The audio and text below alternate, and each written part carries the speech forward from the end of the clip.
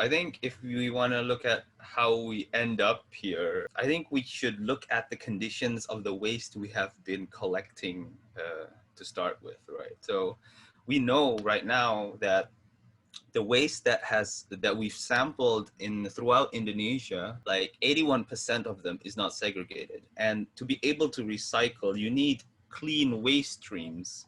So you can't really recycle, let's say, plastic when it's mixed in with organics and glasses and metals. You have to have it segregated in the first place. This is the problem right now. Like, the first problem is the condition of the waste itself isn't really appealing for waste management companies, and that's why the effort to segregate them furthermore is expensive. Basically, I have a list of challenges of waste management in Indonesia, making it very difficult that makes us end up in the situation right now. So economic model is still for the take, make, waste model, right? So you take something from the natural resource, you make it into a product, and then we don't really think about it anymore. And that is why we do end up with that 175,000 tons of waste per day. These waste that we're contributing to the ocean, they could be recycled. A lot of the issue with waste management is the attitude of the source. There's an issue with segregation. Not a lot of people segregate. A personal experience of mine, again on community level, is that my school has segregated trash bins, and at the end of the day, they all get put in the same giant plastic bag. It's the same thing as you mentioned of the laws. So there are laws, but there is a lack of enforcement. But is that what we're actually doing? No, it all ends up in a landfill at the end of the day. You can be educated and still have no interest in taking care of the planet. The issue is that environmental action is still seen as a political view rather than an immediate must, like an action we must take. And I think that before we can address the problem, we have to change the attitude of the people around us and the people within Indonesia. In 2018, the Central Bureau of Statistics, BPS, has published a study on the Index Ketidakpedulian Lingkungan, right? So it's, I guess, the index for environmental indifference. So basically they measured on 4 different sectors, which is like energy, water, and then public transport and waste management. And it is found that the Indonesian population in general really do not care about waste management at all. So like when they talk about environment, their main concern was energy, their main concern was traffic and water use, but never about waste management. So, and it shows that in that study, 80% of Indonesians, throughout Indonesians, they still do not think plastic as a pollutant to the environment. Through Mbak Hana, how did it begin for you to think about using fabric offcuts to create fashion accessory products? And for such a segmented approach, can you share with us about the creative process? When we first started, we were given a project to do souvenir bags for certain. That's how I got to know that. I realized that the fashion offcuts from the garment factories and fashion designers are really in abundance. That we raw materials. Essentially, it's just raw materials that we can use from waste. So when we experimented on it, we found a certain technique that most fashion designers are also using. It's called fabric manipulation. That's how we're able to manipulate small offcuts until we make a big fabric that we can reuse again. The initial response was they don't believe that it was from offcuts, because we are trying to promote the idea that anything that's made out of waste doesn't necessarily look like waste. We will design it mindfully, and then we will combine with other waste materials to make it much more nicer than the original materials. So what we do, we just take in, and then we will sort it out by colors, and then before we process it, we will wash it first. Of course, speaking about crafting waste as a business, and when we talk about business, we have to also talk about profits, right? is it a profitable venture? It's a little bit profitable. It's not the profitable in a very business sense. Initial 3 years is like we are all barely break even. But past 2 years, we're starting to see profit because we're moving from just retail to business as well. And among the programs that Waste for Change offers, you guys also process the collected waste, right, in a responsible way to make it into recycled materials. It's just curious. I mean, like, do you have data that shows like there's been increasing numbers of independent local businesses over the years that started their venture? Are they able to source materials from Waste for Change, the recycled materials that you guys produce? Yeah, of course. I mean, more and more we see that there are a lot of companies starting to have recycling projects, making products out of recycled waste, making it more eco-friendly products, let's say. Basically, more bigger companies partnering with us to source waste from our MRF, from our material recovery facility. There are a lot more intention from these various companies to also collect. In waste management, the hardest part and the most expensive part, to be honest, is called the collecting part of things. So there's this gap between collecting clean waste portion and the demand for it. My next question is for Sarah. So Bye Bye Plastic Bags also has an initiative called Mountain Mama that started off in Bali and empowers local women by training them to produce reusable bags made from donated or recycled materials.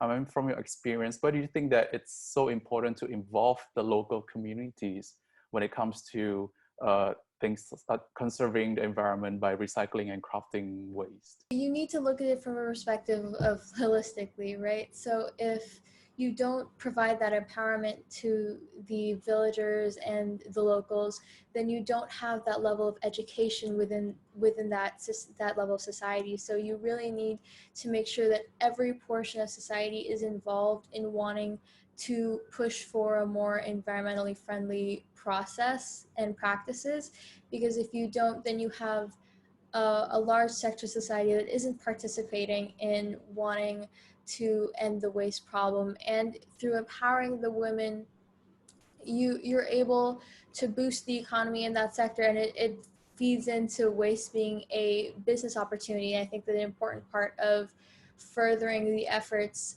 to eliminate waste as a whole is to make sure that waste has value. And I think that's a big part of why people are starting to use waste for materials, is that the second waste has value, it doesn't get thrown away anymore. It'll be used up, and it'll be an opportunity for wealth in developing countries. Right. When we talk about business, we also need to talk about like projections of revenue, and things like that. And it gets even more tricky when there's this aspect of sustainability, recycling, and things like that. So how do you balance that, as a independent business to balance, to try to keep things sustainable in terms of business revenue wise, but at the same time need to be mindful that you guys are not overproducing products that people might not necessarily need? In order to be sustainable, it's one thing is we cannot do everything fast. When you start doing things fast, you tend to waste a lot. And then when there is waste, we still have to think how we're going to use them up it's really hard to say that we can be zero waste. Let's say if someone comes to you for advice on how to start a business by upcycling waste, what is the one of the most important advice that you would give? Focus. Start small and make sure you really want to do it, because it needs more work. There's a perception that saying that something that from waste is the raw materials is free. Why do you charge such a higher price for it? But what we're trying to explain, that the process that of doing them, because we employ, we do inclusive employment. We don't, in therapeutic, we employ everyone that wants to learn, wants to work.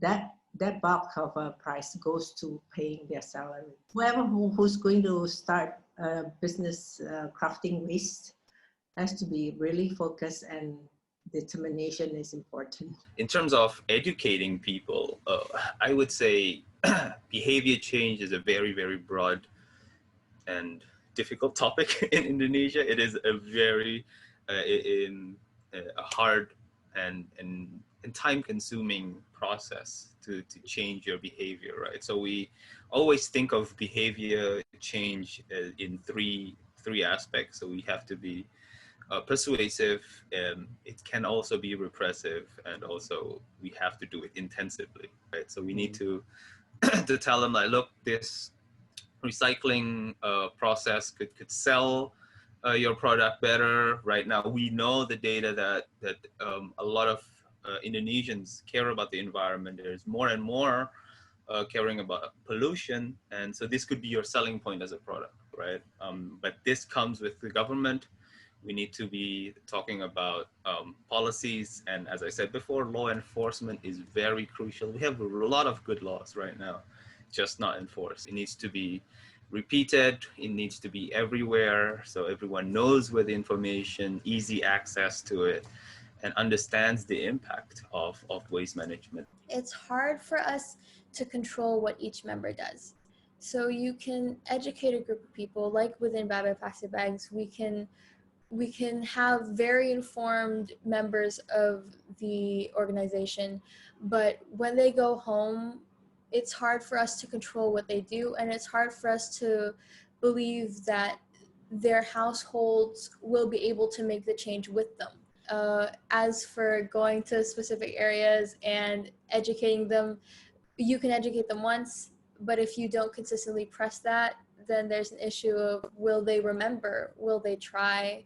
Will it be a one-time thing for them, or will they consistently try to make the effort to change their behavior? You know, Dinas Lingkungan Hidup campaigns about waste management, on how to segregate them with their waste, and then during the action, they put it back in together. That is really a very inconsistent message that people are receiving. I think that it's interesting that you mentioned the environmental agency claiming to segregate waste and then combining it again. I think that it kind of shows how a lot of organizations and a lot of companies who have the image of wanting to be environmentally friendly and wanting to contribute to the environment. I think what's interesting is fossil fuel companies who claim that they're funding the cleanups in the oceans and then continuing to produce more plastic. And it's the question of where do we break the chain? Like, is the cleaning up part enough, or do we have to change our system? What I would like to that's why the circular economy is actually very crucial in this case, because now our metric is not just profit, our metric is also environmental preservation, our metric is also sustainable social inclusion, right? That's what circular economy is all about. And Finland, I actually studied in Finland, and big FMCGs, fast moving consumer goods, need to like give a portion of their profit to a waste management company. So collection is already funded by the profits of these FMCGs, I would say polluters, right? The source of the plastics packaging themselves.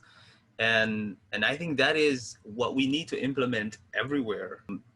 We've seen the exposés on fast fashion showing, you know, not only just the waste of it all, but also the labor conditions of the people making the products themselves, and the humongous water consumption there, right? So that's something of concern, of course. But I would say right now, from what I know, please correct me if I'm wrong as well. I think Bahana knows more about the textile recycling industry here. Textile is quite difficult to recycle in a massive scale. What I mean by that is our fabrics you and I are currently wearing, they could be a cotton polyester blend, but that we can't see it by our eyes, we can't feel it as well. So that cotton polyester blend makes it really hard to get clean waste streams themselves. I'm sorry, as a material recovery facility, we would like to see it as on a bigger scale, massive scale. On how can I segregate this in a better way? Do I need to like technically chop it up, and then how do I make it basically something that goes back to a product? So in recycling, it could be a product to product, or as Bahana is doing, is upcycling. So making more value out of the waste, basically bigger than the sum of its parts. And that is, I would say, the challenge in the textile industry in Indonesia. The technology isn't there yet for a massive scale. We have upcycling, but it's not, let's say, not yet enough to answer the big pollution numbers. The points that I studied from school is that like when you have trash, you bury it or you burn it actually. And then sometimes when I pass through some of the area in Jakarta, there's still like banner talking about how to combat dengue, and by burying your trash or burning the trash. Definitely think that there is an aspect of that there should be an aspect of government involvement in education, that there should be required environmental education, just as overall awareness. To increase that, you need to with the people in school, obviously. And I think because you can talk, as Adit said, talk the talk, but will you walk the walk? Part of it is that there is a lack of infrastructure to support the separation of waste. And I think that Waste for Change is doing something really amazing where they're trying to provide that infrastructure. But at the end of the day, there should be more government infrastructure. And not only should the government involve themselves in educating the public and educating the youth, but they should involve themselves in finding a way to effectively create a waste collection system, especially now that we're in a pandemic, for not just companies, but also households, and ensuring